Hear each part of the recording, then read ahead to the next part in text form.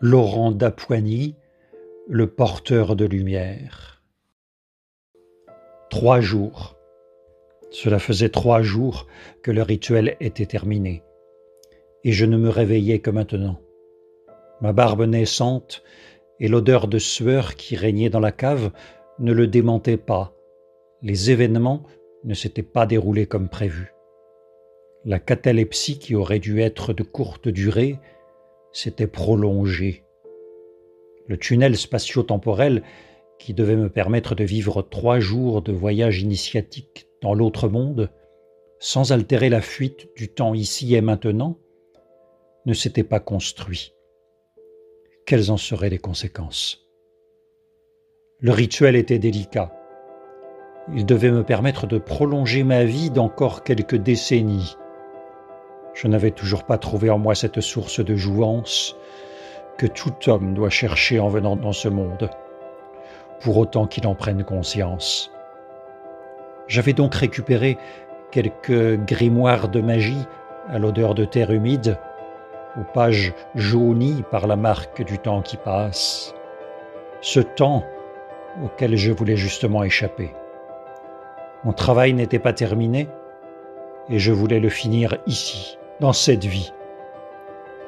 Je ne voulais pas tout recommencer. Me retrouver à nouveau dans un petit corps d'homme, je ne sais où, à perdre encore une vie, comme disent aujourd'hui les enfants devant leurs jeux vidéo. Ceux qui les utilisent, enfants ou adultes, ont-ils conscience du jeu auquel ils jouent dans cette vie? Je voulais décider de mon destin moi-même et arrêter cette course infernale qui pèse sur nos destinées. En finir avec cette lourdeur des corps qui enchaîne l'esprit. La résurrection tant promise ne devait pas avoir lieu dans l'au-delà, mais ici, dans nos corps d'hommes encore bien vivants. Non pas dans nos corps blanchis par la mort, pourris par les siècles passés. Ça, je l'avais bien compris. Je regardais désespérés tous ces hommes et ces femmes courant après leurs offices religieux. Leur foi est-elle si petite qu'ils espèrent en un au-delà radieux après avoir suivi patiemment quelques cérémonies pendant toute leur vie? Ne voient-ils pas que leur religion les a enchaînés? N'ont-ils pas compris que la véritable aventure se situe ici, dans leur corps de chair encore mortel? Leur ambition spirituelle est des plus faibles, leur espoir des plus limités. Leur volonté d'avancer vers la lumière qu'on leur promet tant en vérité inexistante. La vision que l'homme a de lui-même est bien affligeante. Je m'étais retiré du monde depuis quelques décennies. 40 ou 60 ans?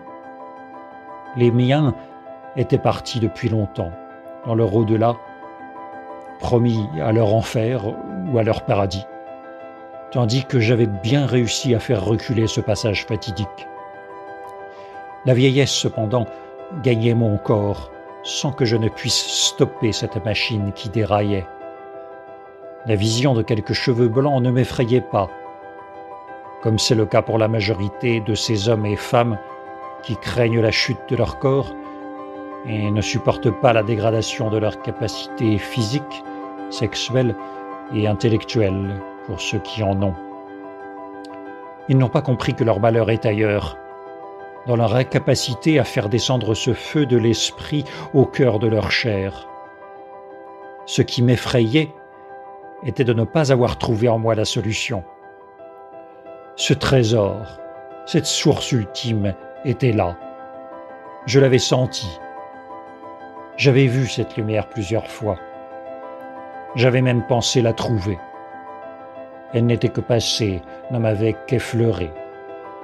Je garde encore dans mes mémoires la paix donnée par cet indicible, cette caresse plus douce que tous les bonheurs du monde, plus sensuelle que la promesse des corps les plus beaux, et cette joie plus intense que tous les orgasmes.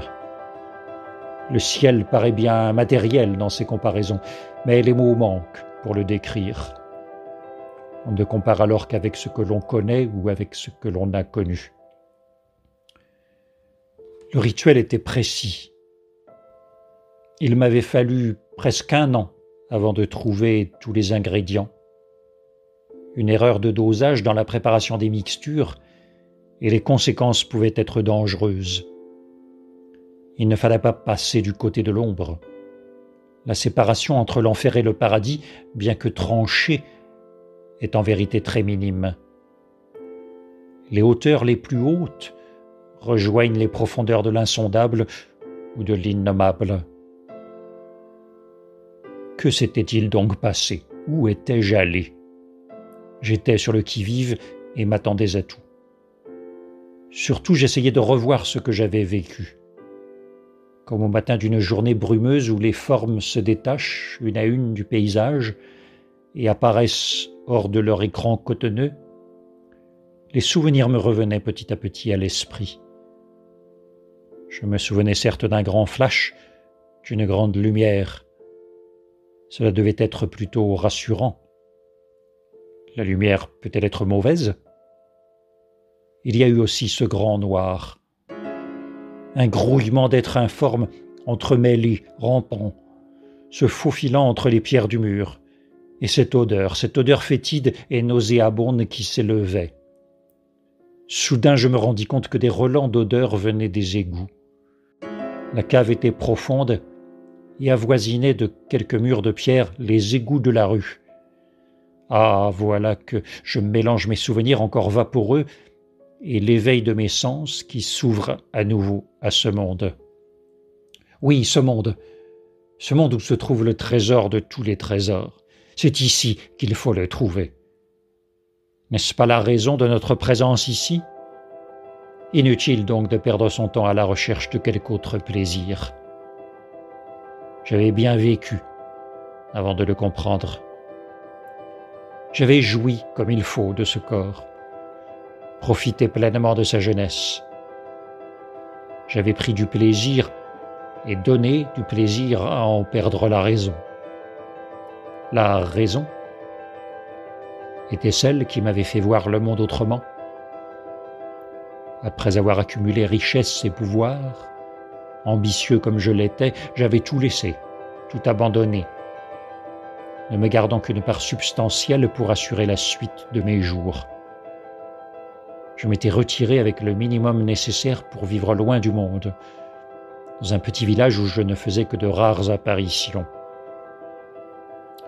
On m'appelait le sage ou le fou, selon que l'on avait pour moi de la sympathie ou de l'antipathie. Si j'avais gardé ma véritable identité, ils auraient su qui j'étais. Ils auraient eu de la crainte pour l'homme que j'étais alors. Jamais ils n'auraient osé me faire la moindre réflexion. Il y a des positions de pouvoir qui font peur. Cela m'amusait de me voir maintenant dans cette humble situation. Un étranger parmi une population retirée de l'agitation du monde, alors que pendant une bonne partie de ma vie, j'avais régenté et participé à son agitation. D'ailleurs, ceux qui m'entouraient à l'époque ne m'avaient pas compris. Comment pouvais-je laisser une position si enviée, tellement désirée, devant l'incompréhension à laquelle j'étais confronté, devant la déstabilisation psychologique que je vivais face aux nouvelles réalités que je découvrais?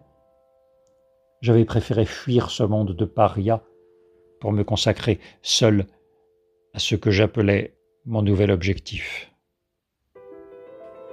Dans ce petit village, je possédais un petit lopin de terre où je cultivais mon potager qui produisait des légumes en abondance. Je travaillais le sol comme je travaillais mon caractère.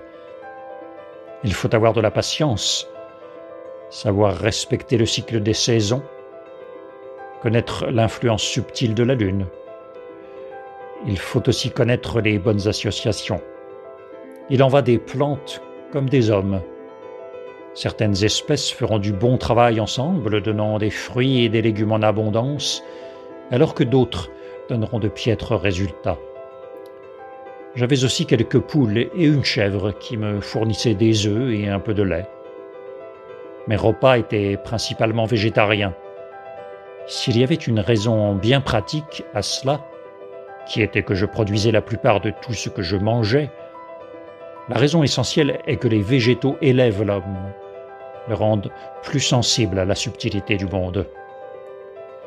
Je ne cherchais pas à y être plus sensible, mais bien à y pénétrer et à y rester définitivement. 40 ou 60 ans déjà, toutes ces années à travailler la matière, ma matière, mon corps et mon esprit, pour trouver cet inépuisable trésor. Est-ce que je venais de tout gâcher, alors qu'il ne me fallait encore que peu de temps? Il m'arrivait de sentir en moi couler cette énergie qui provient des hauteurs les plus grandes, de devenir ce canal pur que je devais être. Pourquoi ne faisait-elle que passer, me laissant comme une coque vide et sans vie, comme une loque inanimée après une fête orgiaque? Après cette grande paix suivait une grande faiblesse. Après cette liberté ressentie dans ce corps, celui-ci redevenait un étau, un espace trop petit pour l'esprit qui se libérait. Cependant, il arrivait parfois que la lumière que j'avais atteinte m'éclaire pendant plusieurs jours. Elle réchauffait mon âme, rendant tangible tout au long de ces jours cette source inépuisable de bonheur. Ah, cette caresse ineffable de l'âme, cette balade dans les voluptés de l'esprit, qu'il me tarde d'atteindre cette lumière, qu'il me tarde d'en finir avec la lourdeur des corps. Quand on la touche, la corporalité, bien que toujours existante, s'efface et la conscience s'élargit d'un coup.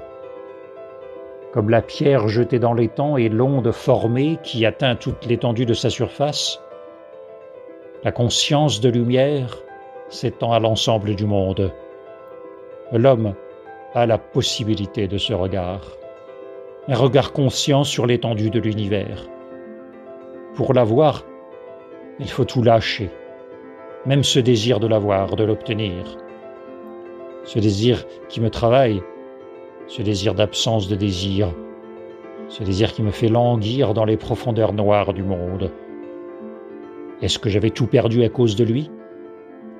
À cause d'elle, de ma soif d'absolu, de ma soif de cette claire lumière, de cette eau vive à jamais inépuisable? Cet accès de désir m'envahissait de temps en temps. Il fallait que je l'abandonne pour garder cette légèreté et planer comme les nuages au-dessus de ce monde, un monde bien lourd, et pouvoir l'observer léger, léger, paisible comme un lac après la tempête, laissant le soleil s'y refléter. Soudain, tout devint limpide. Le souvenir de ce que j'avais vécu se projeta sur le cran de ma conscience. La sueur perlait sur mon front. Après avoir pris la potion, je m'étais installé dans un cercueil en pierre, situé dans la cave de l'immeuble où avait vécu Nicolas Flamel, non loin de la tour Saint-Jacques. Pour chaque rituel, il y a 3 choses à respecter. Le moment, fonction des cycles cosmiques. Il s'agissait là de la pleine lune d'avril, ce mois de la résurrection du Christ, ce mois d'une floraison luxuriante, marqué par le retour d'une végétation renouvelée, chantant de toutes ses couleurs sa joie de vivre après un long endormissement. Le lieu où arrivent les énergies cosmiques spécifiques, lesquelles seront transformées par les qualités propres du lieu. C'était à Paris, à l'endroit où avait vécu l'un des plus grands alchimistes, Nicolas Flamel. Celui-ci m'avait toujours intrigué. Je m'étais toujours senti attiré par cet être énigmatique, essayant, dans le creuset de son corps, de trouver cette énergie de transformation du monde, donnant la possibilité de transmuter le plomb en or et de rallonger la vie. Et l'état, mon état, modifié par la potion qui devait me permettre d'être un réceptacle parfait à la spécificité des énergies, fonction du lieu et de cet instant. À peine installé, à peine allongé dans ce cercueil taillé d'une pierre, d'une pierre dont je me rappelle encore la fraîcheur au contact de ma peau, je fus pris dans un gouffre infini qui s'ouvrit sous mon corps. Aspiré dans les profondeurs de la terre, je percevais vers les hauteurs une lueur, la lueur des bougies que me renvoyaient les murs voûtés de la cave, une lumière qui semblait fuir et qui s'amenuisait à mesure que je m'enfonçais. Une chaleur commença rapidement à s'élever. Je sentais aussi une pression s'exerçant sur l'ensemble de mon corps. Toutes deux augmentaient sensiblement. Chaleur et compression, brûlure et écrasement. Toutes deux accompagnées d'une douleur de plus en plus intense, d'un écrasement de tout mon être. Les forces me broyaient corps et âme. J'étais paralysé, incapable de bouger, incapable de réfléchir et de penser, aspiré par cette noirceur sans fond. Je me dirigeais rapidement vers des douleurs inimaginables. Une odeur fétide apparut, brûlant mes poumons, les transformant en une fournaise, un feu me déchirant de l'intérieur. Mon corps était transformé en un condensé de souffrance. Comment pouvais-je être encore conscient devant tant de douleurs, tant de souffrances? Combien de temps ai-je été ainsi broyé? Combien de temps me suis-je trouvé seul au cœur des ténèbres, dans ces abîmes sans fond, emprisonné par cette force noire, cette attraction écrasante, insoutenable, réduisant mon âme au désir de l'inexistence. Tout semblait perdu et sans issue, mais je luttais entre cette douleur et cette souffrance. Je percevais cependant toujours cette lueur dans les hauteurs, dont l'intensité allait diminuant, jusqu'à ce que je sombre dans le noir le plus total, dans l'obscurité la plus complète. Lorsqu'elle disparut, lorsque j'étais descendu dans des souffrances morales et physiques innommables, je m'abandonnai à ces forces de destruction, laissant mon sort à cette lumière que je cherchais, à cette lumière qui m'avait effleuré et dont je n'avais jamais mis en doute l'existence, à cette lumière qui est force et conscience et qui soutient l'univers dans sa totalité. Pendant des décennies, j'avais mis tout mon effort, toute ma volonté à la trouver. Je lui avais dédié ma vie et mis toute ma foi en elle. En un instant, un flot de lumière descendit.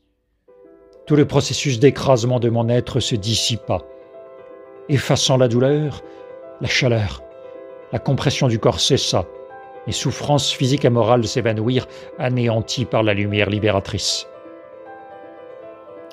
J'avais passé le seuil. Au fond de la matière la plus noire réside la lumière. L'avais-je atteinte? Mon corps fut alors lumière. Des profondeurs infinies de la terre, il s'éleva jusqu'à la surface de la terre où tout avait commencé. À peine retournée dans la cave, qu'elle se vida de l'obscurité dense, presque palpable, qui y régnait alors. Je me retrouvai ainsi allongé dans le cercueil, ayant repoussé sur mon passage cette obscurité densifiée, remplie d'êtres informes et noirs à l'odeur fétide. Une lueur la remplaça. Une lueur venant de nulle part, venant de partout. C'était cette lumière, autrefois invisible à mes yeux, présente partout et soutenant le monde, qui se dévoilait. Une odeur de jasmin apparut, répandant douceur et fraîcheur à travers mon être entier, qui avait été corps et âme tant éprouvé. Il existe un sceau au tréfonds de notre corps. Il se trouve dans la partie la plus sombre, dans cette noirceur inconnue de nous-mêmes. Il faut y descendre, combattre les gardiens monstrueux et y libérer la lumière prisonnière. Cette puissance terrible que chacun renferme, il n'est possible de l'atteindre et de s'en délivrer que si l'on a atteint les hauteurs de la vraie vie. Il faut être monté haut pour descendre bas et pouvoir à nouveau émerger de cette noirceur. Tout s'équilibre.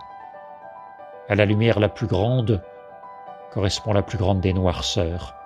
Il y a des forces de cohésion comme il y a des forces de dislocation. Chaos et cohérence Deux forces coexistent, deux forces qui construisent le monde. Que s'était-il passé ce jour-là? Ce jour où j'avais tenté de prolonger mon séjour matériel sur cette terre, afin de pouvoir atteindre la lumière infinie, afin de connaître ici-bas la grandeur enivrante des sommets, et de pouvoir enfin m'élever, corps et âme, dans les hauteurs de l'invisible. J'étais descendu 3 jours durant dans mes enfers. J'avais revécu physiquement et moralement toutes mes souffrances passées, toutes mes souffrances accumulées tout au long de mes 1000 vies. Elles avaient été condensées en 3 jours grâce au rituel.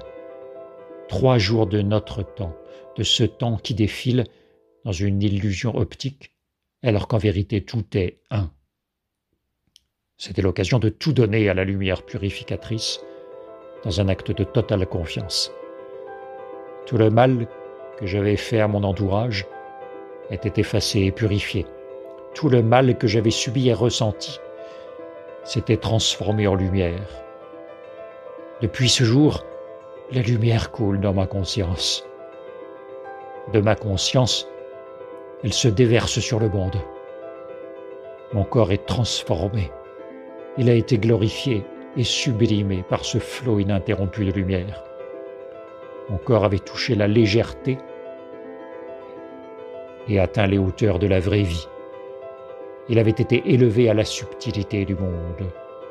Dans ces hauteurs, rien ne vous affecte et la vie coule, légère. Les événements suivent leur cours dans une joie toujours renouvelée, toujours neuve. Mon regard s'étend maintenant au-delà du temps.